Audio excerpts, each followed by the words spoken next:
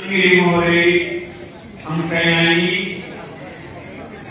गोरबोसिनि साबायखर बावबाय। बोसोनगिरि महरै आंनो मोनसे सम थि खालामनानै होदों। बेखिनि समनि गेजेराव आं सुंद'यैनो आंनि बोसोन बिबुंथिखौ लाखिगोन। जोंनि बे आयदाया बुंनानै होनाय बादियै लावबा लासोन खावबा खासोन आदा बोसोन दैयाव बारसोन। लाहा लासोन जादों। बबेखानि सानैसो जोंनि बिजिरगिरिफोरा बेखौ बेबायदि मख'यो, नाथाय बे करेक्टेड फर्म लावबा लावसोन जानांगौ, खावबा खावसोन जानांगौ, आदा बोसोन दैयाव बारसोन। मानोना बे बोसोन बिबुंथिया गोदो गोदाय बुंनो थाङोब्ला रोजा रोजा बोसोरनि सिगांनिफ्रायनो बाथौ धोरोमारि सिबियारि जोंनि बाथौ गुरुफोरनि खुगानिफ्राय बेरखांनाय, बुंनो थाङोब्ला मोनसिंसिं बोराय एबा जोंनि गुरुजों मोनहानो बेखौ फोरोंनाय आरो जों बेखौ ट्रेडिशनेली दोरोङारि महरै लाखिबोदों आरो बेयो बुंनो थाङोब्ला अमृत बाणी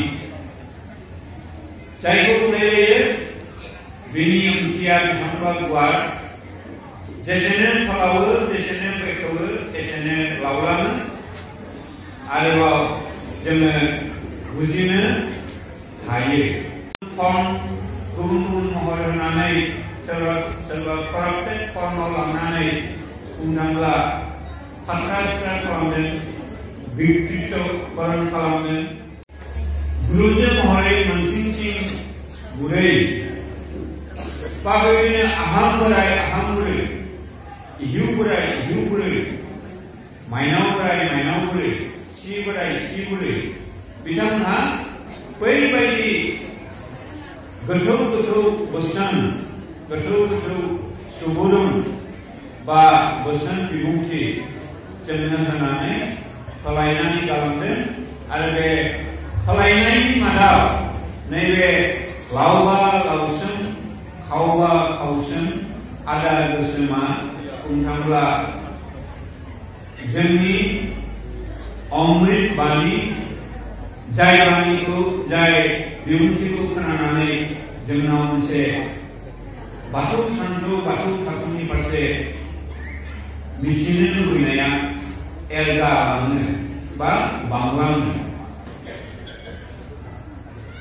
लावबा लावसोन जायखौ बुंनाय जादों फाइभ सेन्स अर्गेन्स अफ मेन, मानसिनि मोनबा बद गोनां एबा मोनदांथि, जायनि गेजेरजों जोङो जोंनि जिउ